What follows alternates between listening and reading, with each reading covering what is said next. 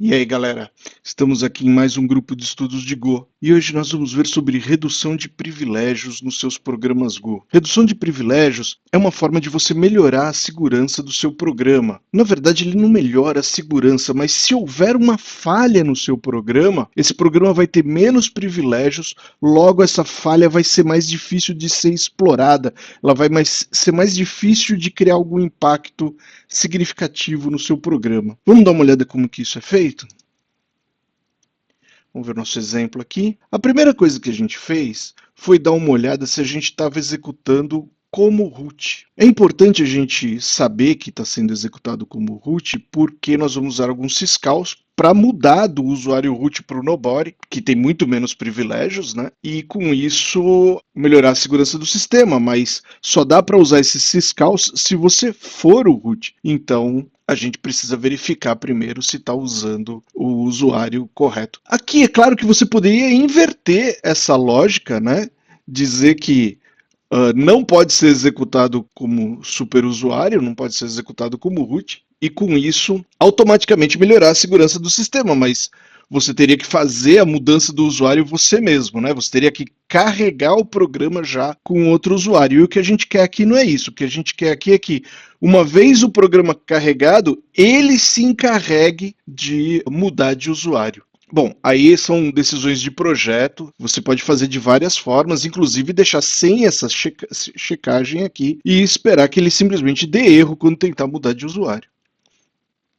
Para verificar o usuário, a gente tem o getUID da biblioteca padrão, e aqui nós fizemos um print só para ver qual que é o usuário atual e qual que é o grupo dele. Bom, para mudar para o usuário nobody ou para qualquer outro usuário que você quiser, né, você só precisa pegar esse usuário. Você faz um lookup aqui dele, né, pega esse usuário, e aí no caso nós estamos interessados no Group ID e no User ID que pegou aqui embaixo. Eles vêm como string, então a gente teve que converter para inteiro. Nada demais. E daí, finalmente a gente fez as chamadas do syscall. A gente mudou o set group ID para mudar o grupo e o set user ID para mudar o usuário.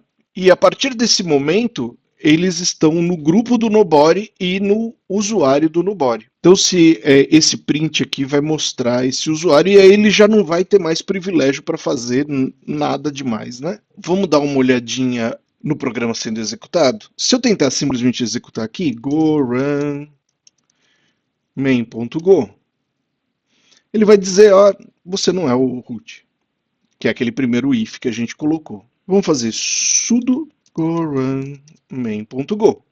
Vai pedir minha senha. Olha lá, né? Na primeira parte ele mostrou que ele era o superusuário, o grupo ID do usuário estão 0, e depois ele foi para o nobody, que é o -2 no meu sistema. A gente pode dar uma olhada se é o -2 mesmo, fazendo um cat, /etc, password, pipe, grep, opa, nobody, olha lá, né? Tá lá, -2, -2, o ID do usuário e o grupo, e é claro, ele é o usuário não privilegiado. Esses IDs vão mudar de sistema para sistema. Aqui no meu é -2, mas depende da ordem em que o usuário nobody foi criado, certo? Então não se preocupa se mudar, só não pode ser 0. 0 é sempre o root. Vamos ver uma coisa interessante?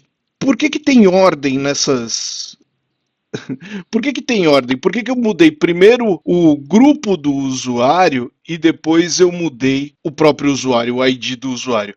Porque se eu tentar fazer o inverso, né? Vamos tentar fazer o inverso aqui só para ver dar erro. Né? Eu só mudei a ordem, né? Então agora eu estou mudando primeiro o ID do usuário e depois o ID do grupo. Vou salvar sudo go run main.go. Olha lá, dessa vez ele não pediu a senha, porque eu tinha acabado de pôr a senha. Ele iniciou como superusuário, mas aí, operação não permitida. Por quê? Porque a primeira coisa que eu fiz foi mudar o usuário para nobody. O usuário nobody não tem permissão de fazer syscall para mudar de usuário. Então, operação não permitida. É uma boa maneira de você restringir as configurações do seu sistema, né? Você cria um usuário só com as permissões do que ele realmente precisa fazer e daí você faz o seu programa ser esse usuário. Isso poderia estar numa configuração, e existem várias maneiras de fazer isso. Num próximo artigo eu vou mostrar também como fazer, artigo e vídeo, né? Eu vou mostrar também como fazer usando o setuid, mudando permissões do sistema de arquivos, e aí o programa vai usar essas permissões para mudar o seu usuário. E é isso, galera. Por hoje é só. Até mais por 6.